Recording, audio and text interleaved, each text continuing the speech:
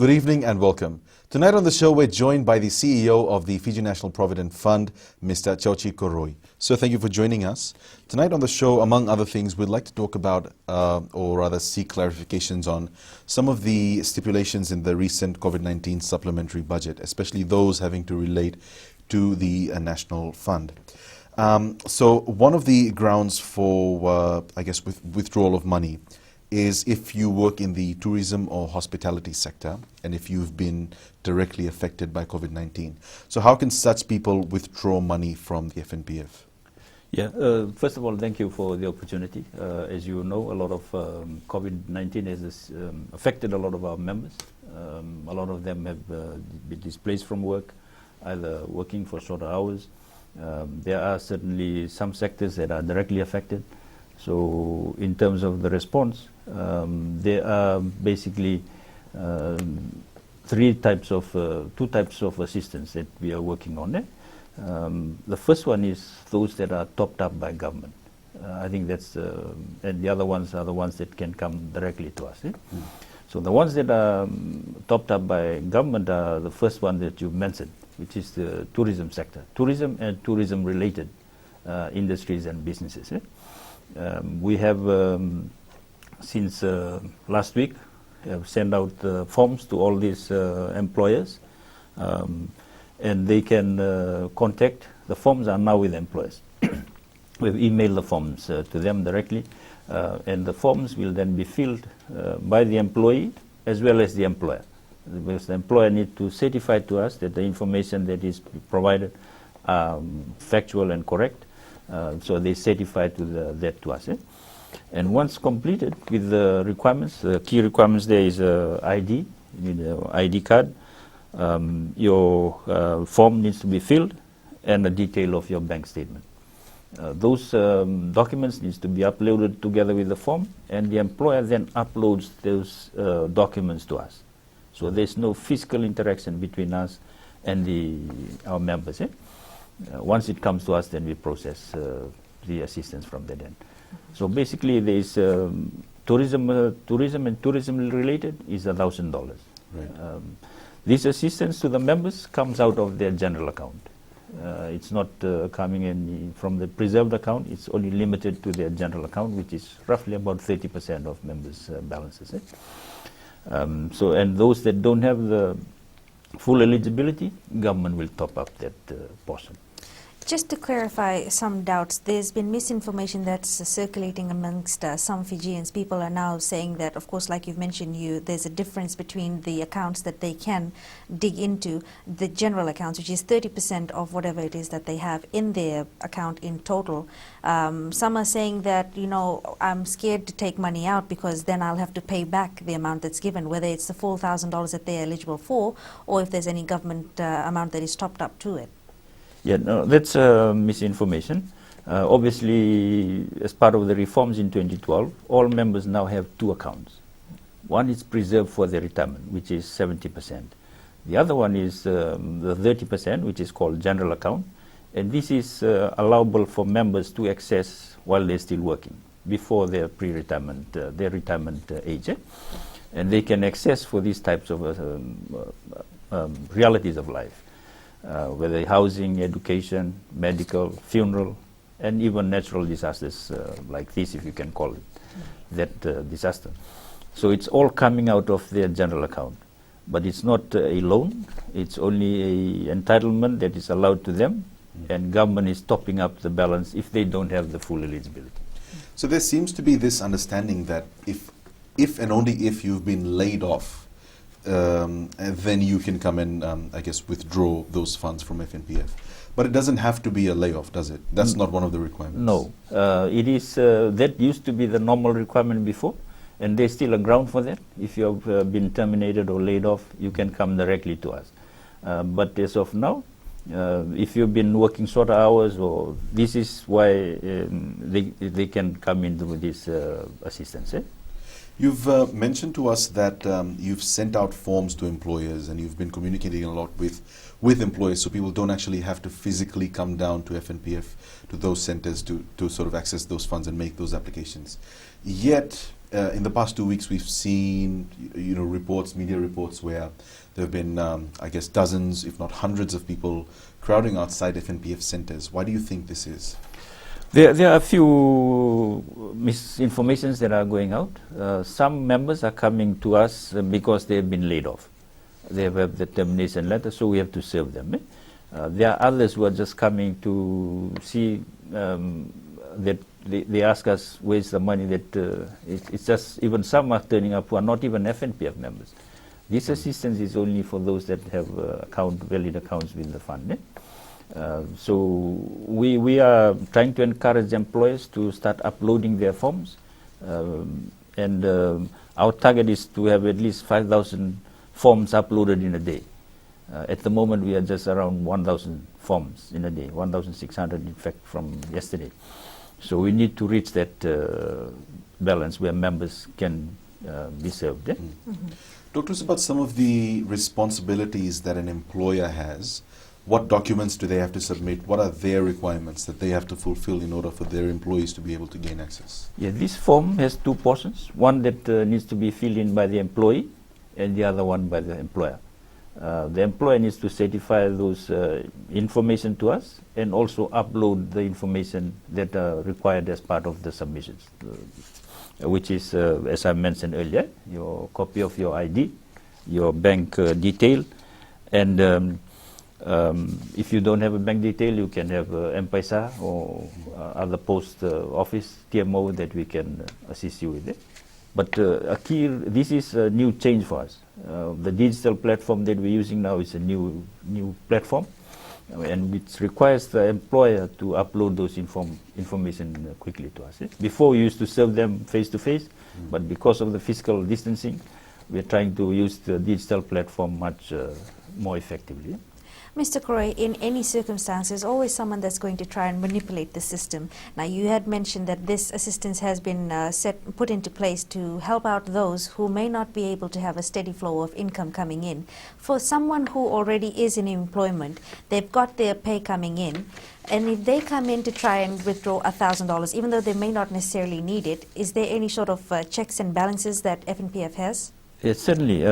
First, and that is why the employer's certification is important.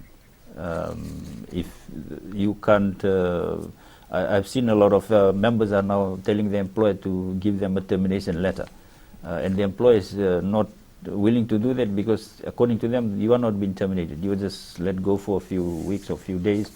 So there's a lot of complaints coming from the employees around this. But if you're letting your employee go for a while, you can have assist these employees by this form. So you have to, these employees needs to go to the employer because they are affected in some way, shorter hours or reduced pay or whatever, leave without pay, so they can access this assistance. We'll have more for you when we come back from our break. Stay with us.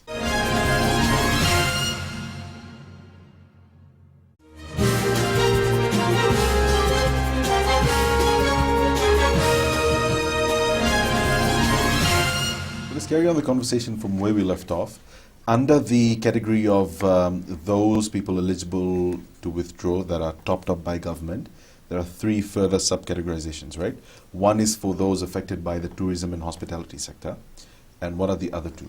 Yeah, the one by the tourism and associated industries is the $1,000 limit. The other one, which is industries affected by the health protection and physical distancings and travel restrictions. This includes nightclubs, gyms, swimming pools, all in the lockdown areas. So they are being affected.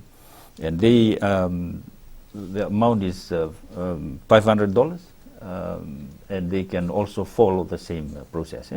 That's if you're employed at one of these places that will close down because of the physical distancing rules. Yes, because it's not only the tourism, it's other government rules and government restrictions that medical restrictions have forced us to.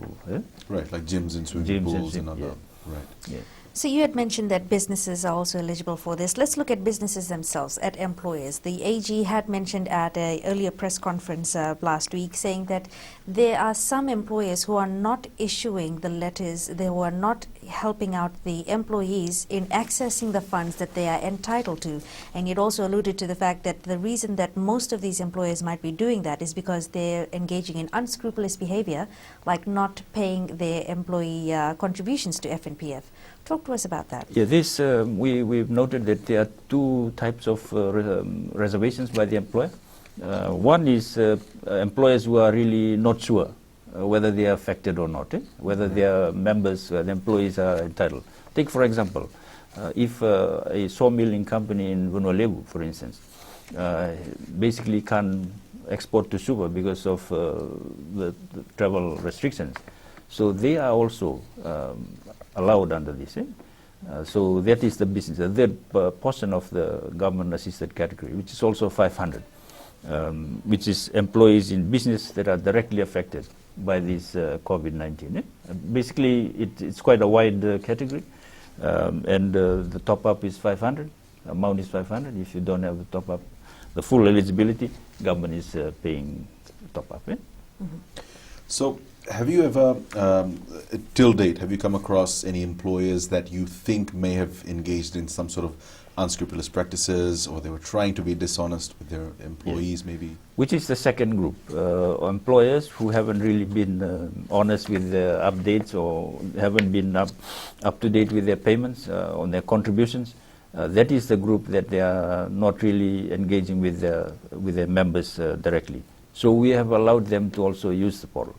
And we have told them, okay, we'll deal with us on your debts and all those things later, but priority to assist these members, and we are giving them the opportunity or the allowance to actually upload the portal from their end to it. So FNPF had also announced that the contribution percentage would be dropping from 8% down to 5%. Now, before we explore what this means for the future, could you talk to us about how did you come to this particular decision? That was, as you know, the change in contributions is a government, it's done through change of law in Parliament. Or most, and I've seen that most superannuation funds around the world have also taken that measure to try and relieve the employers and the employees of some relief to them during these difficult times. It's a decision that's part of a national budget that's been announced. We have factored those in terms of our cash flows, and it's also a time for us that we need to tighten up also in terms of the cash. How much consultation was done, or what was the preemptive work that was done before the supplementary budget was announced with the FNPF and with the FNPF board? We were part of discussions with the government, but the decision taken by the ministry, of course, it's a budget that they need to comply with it. As far as the FNPF is concerned, that 5% will carry on until further notice? No, it's from now till end of December, according to the change in the law. And this would be reviewed if in case this continues? Yes, it's like because it's a COVID supplementary budget. I think if it turns back quickly, then there's opportunity to review earlier. Allow us to digress just a little bit during this segment. The last time that you had come on For the Record, sir, you had stated quite emphatically that there's a number of Fijians who are FNPF members who had very, very low balances, and FNPF had been advocating on members to look at ways to increase their member balances.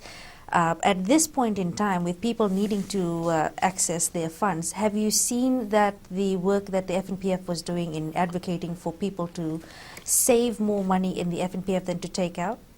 The work that we do continues. We'll need to continue to advise members. But of course, some of our members at this time, their priority is food on the table, for instance. Right. So we recognize that. And that's allowed under law, which is really the 30% that they can draw on during the times of need. So the way that the pandemic has affected everybody, it's likely that there's going to be more and more people coming to FNPF. Are you concerned at all that there are an increasing number of people that are going to have, I guess, nil balances because of recent reports where the FNPF itself reported that there are many thousands of members who have nil balances. There are many members who will retire without $10,000. Yeah. Is this a concern at the moment for the FNPF? One of the key changes in the scheme design is when we did the reform in 2012 was to protect 70% for retirement. That is a scheme change that has really worked. As you know, because this access, you're only accessing your eligibility under your GA. Right. So the preserved account, you cannot touch until you're 55. So that preservation is there. So all this assistance that we are giving, it's subject to the eligibility under their general account. So while we're on the subject of having money for a rainy day or for when you retire, unfortunately in Fiji we have only one superannuation fund, which is the FNPF. Now looking at places like Australia, even in New South Wales, they've got different superannuation funds for different sectors of employment. For example, you've got one for the hospitality and tourism sector, then you've got one for those who happen to be in the medical field. With all of the recent events that have been, happening, is there any work that the FNPF may be looking into to diversify further to help out those that may be affected, maybe with future things that might come up like natural disasters or something like COVID, something that is unplanned or unexpected? Even in Australia, because Australia is a big market, you have millions and millions of workers. Fiji, we have only less than about 400,000 members. Those that have active and continue is only about 300,000. So, but to your question in terms of that types of assistance, even in Australia, with those safeguards built in, they have allowed members to access the FNP, their superannuation, which is first time in history, which members have allowed to dig into their fund, which is much bigger than what we are allowing here. Even Australia have benefits for unemployment and all these things, but still they've allowed members to access their superannuation. It also gives to us the extent of problem that we are in. We are only in the first few months. We are hopeful that things will turn better. But it's these types of assistance that we allow our members. In your personal opinion, because we've had economic issues or crises before this, members were allowed to withdraw after Winston. We had a bad economic situation, I think, 10 years ago. Do you think that this is equal or worse than those situations? I think the only difference, which is why it's worse, is the whole world is suffering. The whole borders are closed. So I think in all those circumstances, all those environments and scenarios, everything, the whole world was still operating. We are hopeful that this can be contained and things can continue again. That's the best case scenario. But the way we see it, it can be a long drawn process too. But it's different from the others because this is the whole economy is sort of comes to a stop, which is not only Fiji but the whole world. The financial crisis was only limited to a certain sectors, but this is touching every other sectors of the economy. When we come back from break, we'll talk about some greater issues that are affecting the FNPF and that some people have concerns with. Stay with us.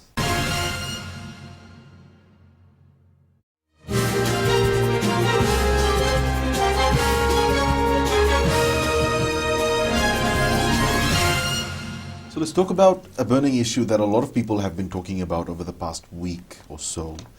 No one knows how long the COVID-19 crisis will last. But the concern now is whether the FNPF has sufficient money to deal with the COVID-19 crisis that are affecting thousands of Fijians. Thank you. I think the environment that we are in, as they say, cash is king. It's the amount of, because most businesses, the revenue is affected. Some totally nothing at all. So how much cash and also reserves that you have to sustain your business going into the future. As for FNPF, we are fortunate that every month the cash comes in. Right now we have about 400 million in cash alone, and we have another 400 million in deposits. So it's quite a significant amount. But at this time, because the priority, as you know, our contributions have also been reduced and the withdrawals have increased. So we have reprojected our cash flow. to make sure that we can survive around this time. Of course, can assure you that there is sufficient cash to deal with the current needs of our members currently. So when you say reprojected the cash flow, what exactly does that mean? In what way? That means we have to factor in those impact into our cash flow. Which what we do is priority for us now is to meet the obligations that the members want. Like, okay, these withdrawals, this assistance that we need to provide for our members. At the moment, the budget announcement for that is only 40 million from our side. So, as I said, we have dealt with this case before. In Winston, for instance, the total payout was 276 million. At that time, it was sufficient cash that we had to pay for that. Are there any projections or estimates of what the total payout this time around will be? As announced, the government top-up is about 66 million, and based on the numbers and the eligibilities that are there, it's another 44 million from our side. So at this stage. Let's take a look at FNPF's revenue streams. Of course, with the hospitality and tourism sector being quite heavily affected by COVID-19, and of course this would continue for a couple of weeks, if not a few months down the line. What does this mean for FNPF's investments and also for the returns that they would see coming in as revenue? Yeah, it's as you know, our year end is June, so we have another quarter to go. We're lucky the last 9 months have been good. Some of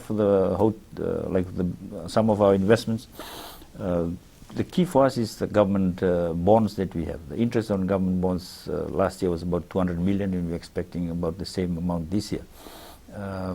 Some of the subsidiaries, like tourism, as I mentioned, have already closed businesses, so we are rearranging some of their debts and projections.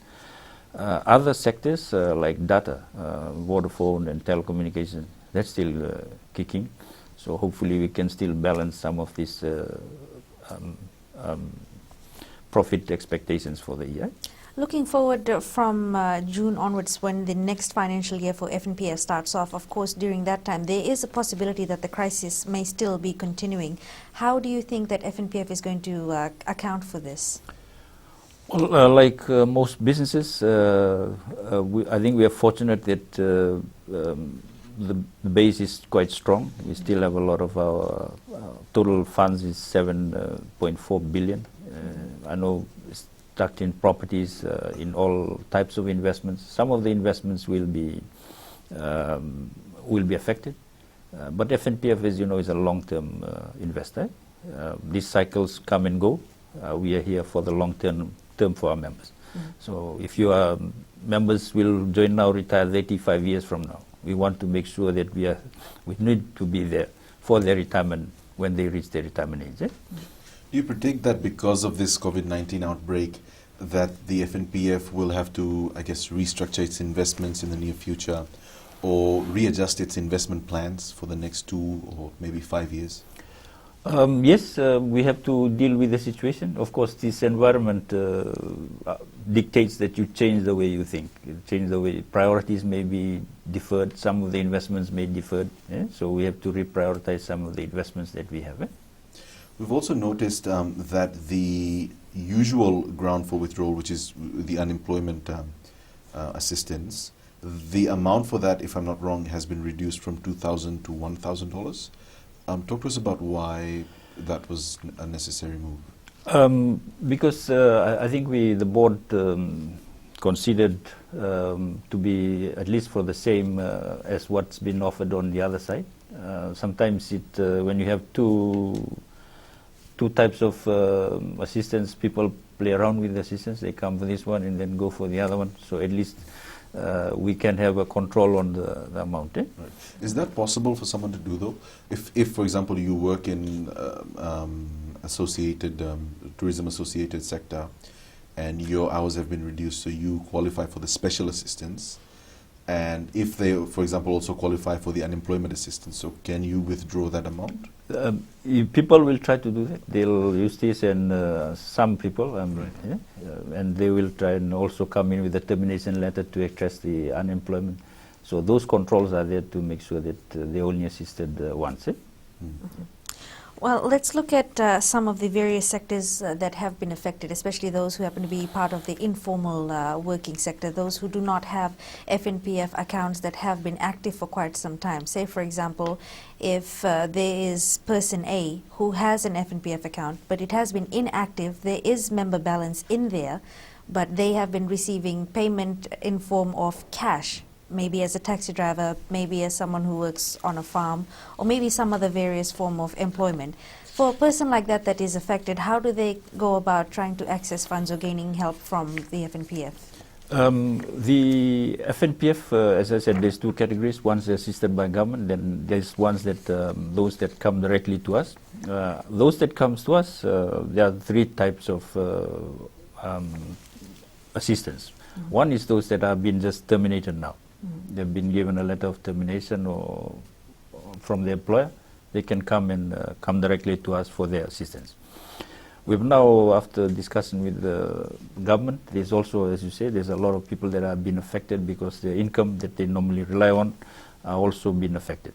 So taxi drivers. So that assistance will be available from Thursday next week, which is the 9th of the 4th.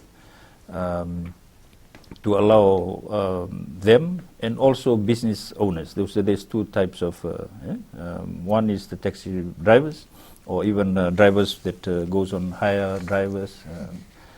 But this needs to be validated by the permit holder to certify that this has been effected.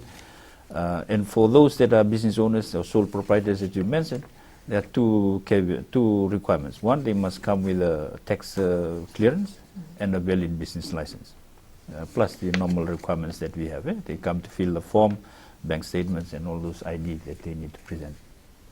Stay with us. We'll be back after a short break.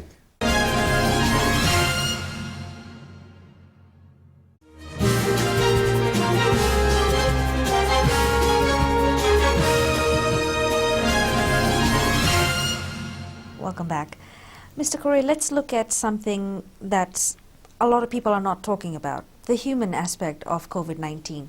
Now, of course, just like any other business, I'm sure that FNPF also has some of its employees working from home, but there's also a majority of workers who are out there seeing Fijians day in, day out when they come in for assistance. Before we look at the health and safety measures that need to be practiced by the public, let's look at what the FNPF is doing for its own employees. Yes, that's a very good question. As you know, it increases the challenge that we have in terms of serving our members to be aware of those restrictions that we have. We have a proper PPE for our staff who are actually in contact. We have basically daily briefing with them in terms of what they need to do. There's protected. I mean, we have set marks for members to stand, but as you rightfully mentioned, it's a big challenge for us to make sure that our staff are not exposed. I mean, they are exposed, but to make sure that they don't get into those difficulties. It's something that that's why we are trying to, as much as possible, do through these digital platforms. Rather than staff coming to or members coming to us to see other means. So they can even download the forms from the web. It's available on our web page. We can fill it and then come. We're using drop boxes now. So we just verify and then drop it in a box and then we assess it later. So those are some of the areas that we are working on to try and minimize the contact with our members. A lot of employees who are, for example, in the lockdown zone, because FNPF does remain open if there is a lockdown. It's open in Suva at the moment. So if, for example, your business has been closed down and you don't have access to, your employer, or you can't actually go to work and get one of those letters or remain in touch with your employer, is there any leeway for people like that? That's also, we've received a lot of queries and complaints on that area too. What we are trying to encourage the employer to, if they have email accounts, to send it by email.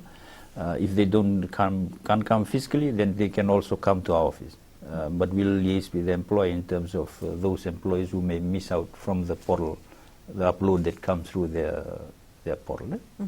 While we're on the subject of trying to minimize human or face-to-face interaction and contact, we are also geographically challenged in Fiji as it is. There's people in other parts of the country that cannot physically come to the mainland or to FNPF centers, even if they do have access to the internet. For them to access the services and also, most importantly, to access the funds that will be released by the FNPF to them, how is that possible, especially with inter-island shipping being stopped for passengers? Yeah. We've come across cases where, like, for instance, they may be working in the tourism hotel in the islands, but they're now living in Suva.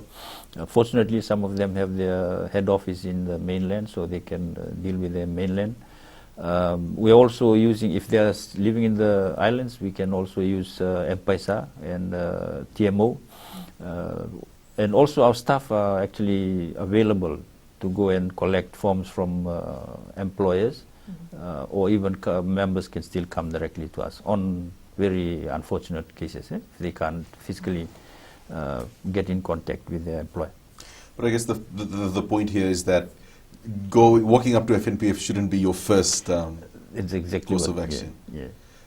Do you find that a lot of people are doing that at the moment, or they're just coming to the FNPF without, I guess, having knowledge of their eligibility or their grounds? Yes, we encourage them to register on our digital platform so they can check their balances and all those things that they can do online. There's a lot of anxiety. I know it's only the first week, but we are trying to encourage our members. Please bear with us. It's gonna, we'll try and assist everybody. We don't need to rush in all this week or next week. Or please take your time and do the things properly, and then you get assisted. Is the $1,000 payment, or whatever FNPF is paying, is it just a one-off? Suppose that the pandemic issue continues for 4 or 5 months. Obviously, as we know, $1,000 isn't really enough to get you through those many months, right? Is the FNPF looking at, I guess, a repayment or something like this happening again? Or will that mandate come from the Ministry of Economy? At this stage, because it's subject to eligibility, if your general eligibility is done, you have to build it up before you can access it again. We are hoping that members can take themselves time to. Fortunately, there are a lot of other things that are closed now, so hopefully members can now focus on buying the right things that can keep them surviving. So suppose someone doesn't exactly fall within the established criteria for eligibility. For example, on radio and even to the FBC newsroom, we have a lot of callers calling that seek clarifications or they seek help. We received one call from this person who works as house help for a couple. This couple, in fact, that employs the house help is no longer working like they used to, and so they've laid off the house help as well. What happens to a person like that? At this stage, they are not covered under the scheme that we are currently rolling out now. Is the FNPF working towards maybe expanding the eligibility criteria like it has done for taxi drivers? We are listening to a lot of queries, but I think at this stage we try to focus on the ones that we have on our priority for us now, which is really the ones that we are working with government to make sure that the government top-up is quickly. I'm curious to know, you said that member eligibility, depending on how much they have in their balances, there's also people who might try and think, okay, if I don't have enough balance now, what if I try and open up an account for, say, for example, my daughter or my uncle or someone, and if they're unemployed, then how does that work? Can they come in and open up a new account and then ask for money? In the sense, now say for example, if this is a family household, you have 3 people here, 2 of them happen to have accounts with the FNPF, and I'm the 3rd person and I don't. And if I go and open up a new account, becoming a new member of FNPF, I am not eligible as yet because I've just opened up an account. But if I am unemployed and if I have been affected by COVID-19 and I want to access money, How does that work? Yeah, if you're a member and you have eligibility, you can, if you qualify under these grounds, you can be assisted. I mean, you will be assisted. As a new member as well? As a new member, subject to your eligibility. Stay with us. We'll have more for you right after this break.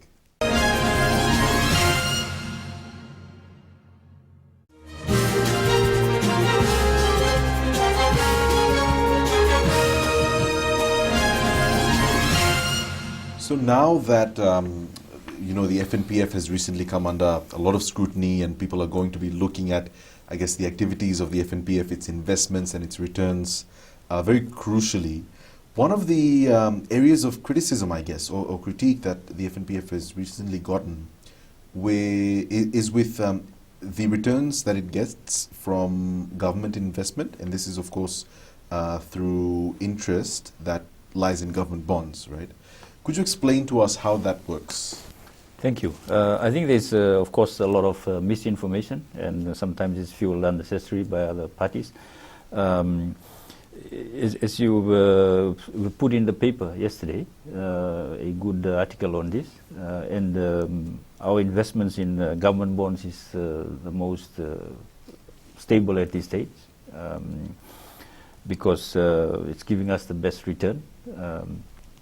And also the process, I think there's a lot of misinformation that we are just being told to do this, do that from government needs money. But there's a process that government follows. Of course, the Reserve Bank is an active player in that process because they are the registrar of government debt.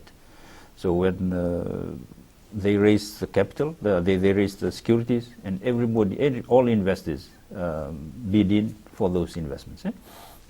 Like in the last few weeks, our success rate has been, in one case, we have got nothing. So it's a process, transparent market process that's followed, and it's an investment that the fund takes for its members. It meets the criteria because it's a long-term investment with a stable interest that comes in. In fact, the biggest chunk of returns that we get, or the money that we get in our income, comes from the government bonds. And they have never defaulted, and it's no different from any other superannuation funds. You'll see that they are now rushing back to go and buy government bonds because the stock market has gone down overnight. Right. So it's always, any superannuation fund will still have bonds as a key element of their portfolio, and it's no different from what we're doing in Fiji. So there shouldn't be cause for alarm or concern into the way that FNPF is investing, because this has happened. This has been going on for a long time. Yeah, it's been going on for years. All government borrows from the fund. If you can see, as a percent of our investment, total portfolio has come down over 10 years. So we're diversifying our investment. Also, one of the problems that we have is because we are limited in what we can invest in Fiji. We are not allowed to take money outside to invest. So this forces us to look internally and look at what are the opportunities that are available. So another very popular, I don't know if I can call it a misconception, another popular, I guess, critique that's come up during this response to the COVID-19 is that whenever the government needs money, it runs to FNPF, and it's not really spending money on people, it's asking people to withdraw their own money. And that the FNPF is accommodating this habit of the government. I mean, the process, I guess, as you outlined even earlier, is a bit more intricate, right? There's work that has to be done behind the scenes as well. Yes, unemployment is a ground that members can access their money. That is law. I mean, it's law allowed under our law, and also provided for under the policies of the fund, because it anticipates that members go through these difficult times. Unfortunately, this is quite widespread, and that's why maybe a lot of queries or concerns have been raised. But in principle, those grounds are allowed under the FNPF Act, regulations, and the policies of the fund. And that's what we provide for a member. And they're only touching from their general account. So it's something that I know that's a lot of anxieties and concerns, but the limit is there. You can only draw from your availability in your general account. And in this case, because government is topping up, it's making sure that the assistance to our members is even better. You have made clear distinctions that FNPF is a superannuation fund and not a bank account, which is why there are provisions that are in place. Now, with that in mind, FNPF is also still a business that needs to create money. We've already looked at how stable some of your interests are in different areas of generating revenue for FNPF. But there's also misinformation that is quite honestly, in this day and age, the 21st century, that can be quite damaging, not just to the reputation of a particular business, but also to the business practices that the business engages in. Recently, we've had, like we've discussed, there's critiques, but there's also misinformation that is out there being circulated. People are actually now saying all sorts of things that the FNPF is doing, which, according to policies, is not happening. Talk to us about misinformation and how the FNPF deals with it, especially on such a large scale, on a national scale. Yeah, I think there are a lot of, understandably, a lot of anxiety. If you have been displaced from your work, you are anxious. You need to look at how can I get money. So that's real, and we understand that. And that anxiety can become fear and turn it into other things that makes a member feeds misinformation into the system. But I think as we have reached out to our members, please bear with us. There's a policy that we need to go through. We will keep on advising the members on, it's only the first week. Hopefully next week a lot of members will be assisted and a lot of money will reach them. So we're targeting, in fact, our staff team are now still working over the weekend to try and clear as much as possible of what's been coming onto our table. I plead with our members. We have tried to emphasize the grounds in which you can be assisted. And we also encourage them to be conscious of the distancings that we have to keep. Bear the time, please. If you come and you see there's a long queue, don't come and join the queue. You can always come in later, because this is assistance that we will provide for everybody.